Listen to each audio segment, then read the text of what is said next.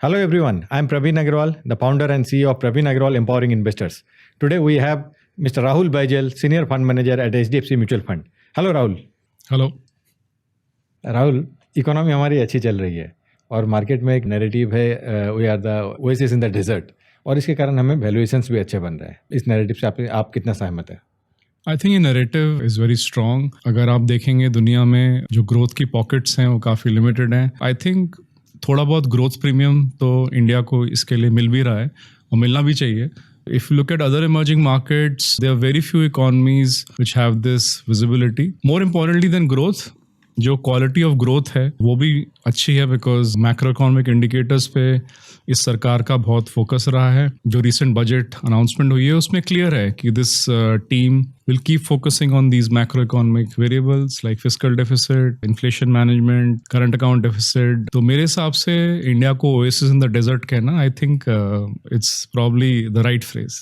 राहुल, अपने जो election results आए उसके बाद बहुत लोगों को डर था कि जो पहले गवर्नमेंट इकोनॉमी फोकस काम कर रही थी वो कहीं पॉपुलिस्ट मेजर्स नहीं लेने लगे। इस बार बजट के बाद से क्या वो कंटिन्यू रह रही है या कैसा दिखता है? I think this was the biggest positive in the budget, जो कि काफी पॉकेट्स में डर था कि कोलिशन पॉलिटिक्स की वजह से थोड़ा बहुत पॉपुलिज्म बढ़ सकता है। आई थिंक बजट ने वो काफी क्लियर कर दिया। जो सेंटर की थिंकिंग है, जो पहले मैक्रो इकोनॉमिक आइडियोलॉजी थी इलेक्शन से पहले, उसी डायरेक्शन में चलेगी। और जैसा कि मैंने कहा कि ग्रोथ के अलावा जो क्वालिटी ऑफ ग्रोथ है उस पर भी बराबर फोकस रहेगा। आई थिंक वो फियर काफी कम हो गया। इनफैक्ट बजट से पहले भी जब एमएसपी इंक्रीज हुए थे वो भी अराउंड 6-7% ही हुए थे, तो एक इंडिकेशन तो तभी मिल गया था, बट फिर भी काफी डाउट था। आई थिंक बजट के बाद वो डाउट भी आई थिंक अब सेटल हो गया है। तो मेरा मानना ये है कि सेंटर की थिंकिंग जैसे पहले थी वैसी रहेगी, पॉपुलिज्म नहीं रहेगा। जो भी थोड़ा बहुत पॉपुलिज्म होगा वो मेरे ख्याल से स्टेट बजट्स में होगा if at all. Otherwise I think the macro economic thinking of the centre should continue. Rahul, market में कई मार्केट साइकिल देखने को मिलते हैं। Global economic cycle, local economic cycle, sentiment cycle, market cycle, valuation cycle. किसी भी मेजर साइकिल में आपको major trend reversal any time soon दिखता है इंडियन कंटेक्स्ट में?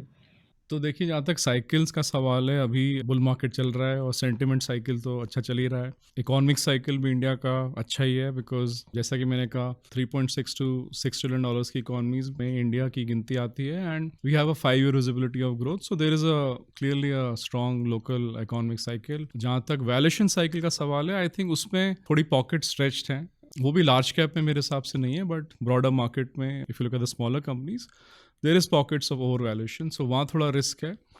और थोड़ा ग्लोबल इकोनॉमिक साइकिल में मेरे हिसाब से अगले 6 महीने में दोबारा थोड़ा क्वेश्चन मार्क्स आ सकते हैं। So I think we have to be very of that. But from a 3-year perspective, 4-year perspective, I think allocation to Indian equity should be high because the medium to long term outlook is very good. Short term या there is always a risk of correction, but वो risk of correction मेरे को लगता है global factor से ही आएंगे। Locally I don't see any major cycle reversing for the Indian market. Rahul, और एक सवाल, अपने जैसे भी मिड एंड स्मॉल कैप में वैल्यूएशन ज़्यादा थोड़ी हायर वैल्यूएशन की बात की, तो हम देखते आ रहे हैं 2015 से लेकर 2017-18 स्मॉल एंड मिड कैप में ओवर वैल्यूएशन था। फिर एक लार्ज कैप का साइकिल चला 18 से 21 तक, फिर अब वापस 21 से लेकर अभी तक वापस स्मॉल एंड मिड कैप में ओवर वैल्यूएशन है। तो ये जो ओवर वैल्यूएशन है, ये जो हिस्टोरिक इस सेगमेंट्स में जो ओवर वैल्यूएशन रहा है, उस पैरामीटर में क्या ये टुवर्ड्स द अपर स्केल है या अभी भी इसमें स्पेस है, और do you see a trend reversal soon? So your observation absolutely right. अगर आप वैल्यूएशन साइकिल देखेंगे, स्पेशली ब्रॉडर मार्केट का, जो आज की रेट में मिड एंड स्मॉल कैप का वैल्यूएशन है और जो 2017 में था और 2021 में था उससे कहीं हायर पहुंच चुका है।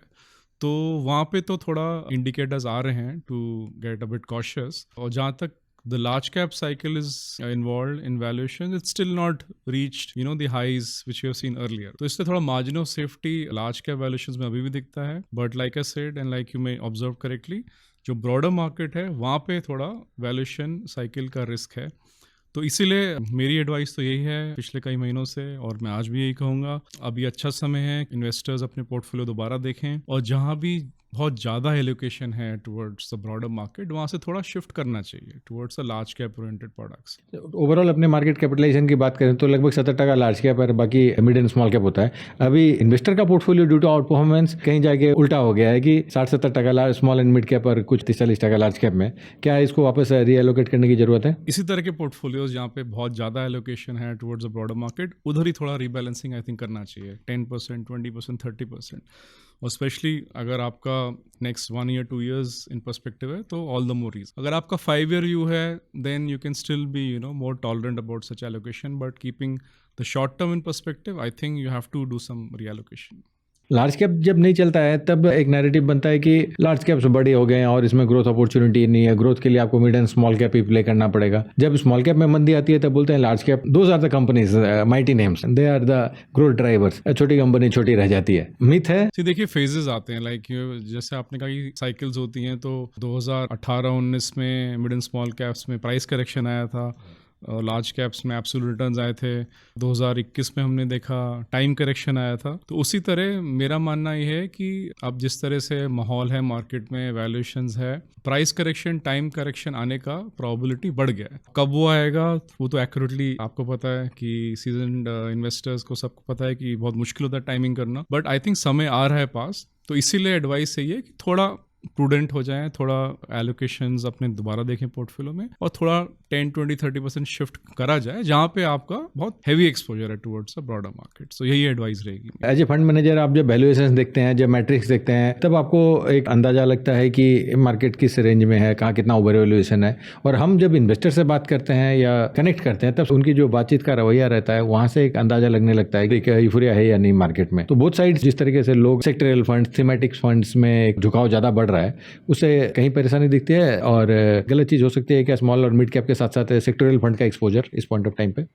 सेक्टोरल फंड्स का एक्सपोजर सोच समझ के करना चाहिए, बिकॉज सेक्टोरल फंड्स में ये होता है कि आप एंटर तो कर लेते हैं लेकिन आपको एग्जिट करना है वो भी आपको टाइम करना पड़ता है, तभी आपके अच्छे रिटर्न बनते हैं, क्योंकि हर सेक्टर की एक साइकिल आती है and you have to play that cycle right. तो इसीलिए सेक्टर फंड्स में हमारी एडवाइस यही रहती है कि अराउंड 5-10-15% एलोकेशन करना चाहिए। जो मेन एलोकेशन है, बल्क ऑफ द एलोकेशन है, वो मेन कैटेगरी प्रोडक्ट्स में ही करना चाहिए। तो अभी हमारा एक बिजनेस साइकिल फंड है जिसमें हम 5-6 सेक्टर में साइमल्टेनियस कॉल्स लेते हैं and we keep rotating from one sector to another. तो जिनको सेक्टर फंड्स कंसिडर करने हैं वो बिजनेस साइकिल फंड कंसिडर कर सकते हैं, हमारा या और किसी फर्म का, क्योंकि ये जो फंड्स होते हैं they take bets on a few sectors at one point in time and the fund manager has the flexibility to keep changing the bets over. तो जो आप खुद से सेक्टर नहीं चेंज कर पाते कितनी बार, तो कॉल फिर एक प्रोफेशनल के जरिए लिया जाएगा। बिकॉज लाइक आई सेड कि आप सेक्टर फंड में आपको एंट्री और exit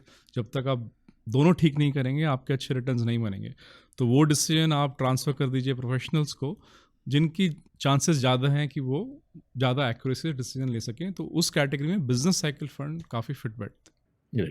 banking and financial sector में देखिए कुछ साल से अर्निंग्स तो अच्छी आ रही है, वैल्यूएशंस अच्छे नहीं मिले, तो आई थिंक उसमें कैचअप ड्यू है। Valuations are attractive, fundamentals are okay, India का macro outlook has got better which is always good for valuations of banking sector. तो मेरे हिसाब से अब वो समय आ रहा है कि अब बैंक्स का आउट परफॉर्मेंस शुड पिकअप। मेरे हिसाब से जिस तरह से मेरे पोर्टफोलियोज पोजिशन है, मेरा बेट यही है कि प्राइवेट सेक्टर बैंक्स का आउट परफॉर्मेंस फेज स्टार्ट होने वाला है अगले 2-3 साल तक। मेरा एक पुराना सवाल मैं रिफ्रेश कर रहा हूँ, अगर अपने 10 साल 15 साल का रिटर्न्स देखें तो large cap, mid cap and small cap में बहुत अंतर नहीं होता। अभी peak of the market cycle देखेंगे तो ऑब्वियसली स्मॉल कैप का ज़्यादा दिखाएगा, लेकिन अगर अपने रोलिंग रिटर्न्स देखें डिफरेंट पॉइंट ऑफ टाइम्स में तो कहीं आसपास आ जाते हैं। लेकिन इन्वेस्टर के दिमाग में ये रहता है या डिस्ट्रीब्यूटर के दिमाग में भी ये रहता है कि लार्ज कैप बड़े शेयर हैं, उनकी ग्रोथ एबिलिटीज़ कम है और स्मॉल कैप तेजी से बढ़ सकता है। ये क्या मिथ है या कहीं जाके रियलिटी है? सी इसमें पार्ट रियलिटी है और पार्ट मिथ है। आई थिंक ये बिल्कुल सच है कि जो नए सेक्टर्स होते हैं, नई थीम्स होते हैं, वो स्मॉल कैप्स में ही डिस्कवर होते हैं और मिड कैप्स में डिस्कवर होते हैं। And over a long term India में this story has been correct over the last 5 years 10 years,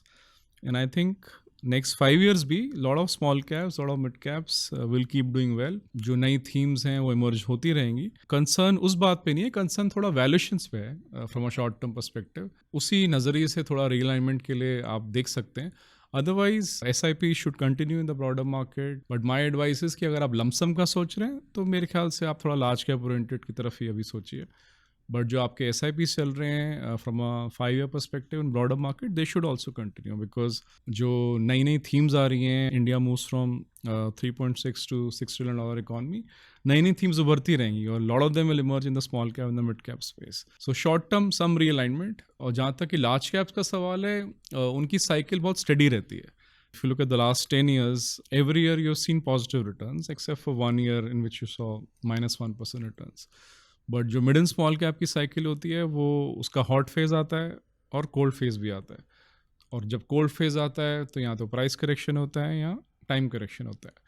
तो मेरे को लग रहा है कि ये फेज आने वाला है, तो उस पॉइंट ऑफ व्यू से मैं शॉर्ट टर्म के लिए रीएलोकेशन। अदरवाइज आपको ब्रॉडर मार्केट से परेशानी नहीं, वैल्यूएशन लेके थोड़ा सा कंसर्न है, और ड्यूरेशन अगर आपका लंबा है you can stay invested, but short term में आपको एक थोड़ी सी, और दूसरी जगह उसी साइमल्टेनियसली लार्ज कैप में वैल्यूएशन थोड़ा सा कंफर्टेबल है।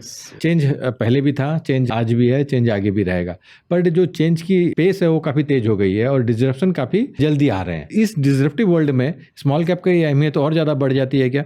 डिसरप्ट होकर फिर जो नई कंपनीज आएंगी, नए सेगमेंट्स बनेंगे, वो उस सेगमेंट्स में ज़्यादा आएंगे, इसीलिए कहीं जाके स्मॉल कैप में अपॉर्चुनिटी ज़्यादा दिखती है, या the world is same for them as it was last 20 years back और 10 ईयर्स बैक? जहाँ तक डिसरप्शन की बात है, आई थिंक डिसरप्शन मैनेजमेंट करना it is a more a function of the management quality, and I think disruption management करने में actually जो लार्ज कैप्स का ट्रैक रिकॉर्ड काफ़ी अच्छा रहा है। कुछ सेक्टर्स में जहाँ पे हमने देखा है, जैसे कि ग्रीन एनर्जी है, उसमें स्मॉल कैप्स का ट्रैक रिकॉर्ड रहा है, बट आप जो इलेक्ट्रिक व्हीकल्स का डिसरप्शन देख रहे हैं वो लार्ज कैप अच्छा मैनेज कर रहे हैं। तो I think it varies from sector to sector, from management to management, we can not make a generalised statement. As a fund manager आपकी की लर्निंग्स क्या रही जो कि इन्वेस्टर्स को भी काम आ सकती है? I think many learnings over the course of years. Firstly I would say कि एक तो एसेट एलोकेशन टू इक्विटीज़ पे बड़ा ध्यान देना चाहिए। हम काफ़ी टाइम स्पेंड करते हैं कि मिड कैप में डालें या स्मॉल कैप में डालें या किस सेक्टर फंड में डालें, बट आपका जो एसेट एलोकेशन टू इक्विटीज़ है, keeping the long term perspective, वो नंबर सही होना चाहिए, बिकॉज अल्टीमेटली जो वेल्थ क्रिएशन है उसके लिए this percentage being the right number is very important. तो एक तो मेरी वो लर्निंग है, wish I had also done much higher percentage allocation to equities when I was in my 30s and early 40s, so that is one learning. Secondly I think जो अपने emotions है उसका मैनेजमेंट करना बहुत important है as a fund manager और as a investor, specially जब corrections होते हैं। So we need to keep reinforcing how companies will behave medium to long term. Short term में ज़्यादा फोकस नहीं करना चाहिए। तो जब शॉर्ट टर्म में उतार चढ़ाव आता है, वॉलेटिलिटी आता है, तो इमोशन को मैनेज करना मुश्किल हो जाता है। तो I think emotion management is very critical as well. So I think these two learnings, I think, are two important learnings for me over the course of years. जैसे अपने इन्वेस्टर लेवल पे बात करते हैं कि रिसेंसी बायस, action बायस, loss aversion बायस, वैसे as a fund manager आप लोगों को भी परेशानी होती है कि बिल्कुल। तो जो इमोशन मैनेजमेंट कहा मैंने, वो यही बायसेस हैं, चाहे वो रिसेंसी बायस हो या लॉस एवर्सन बायस हो। तो आई थिंक इन बायसेस के बारे में अवेयर होना और ये कैसे हमारी थिंकिंग को इफेक्ट करते हैं किस सिचुएशंस में, that is very important. And जैसे जैसे आप समझेंगे और अपने बिहेवियर में इम्प्रूव करेंगे, you will become a more season investor and a more season fund manager as well. मतलब दुनिया सबके लिए बिगिनिंग में सेम है, फिर आप कैसे कैसे उससे आगे बढ़ते हैं, the journey. Absolutely, it's a journey of self improvement and learning through out. Thanks Rahul. Thank you so much. Thank you for the candid discussion.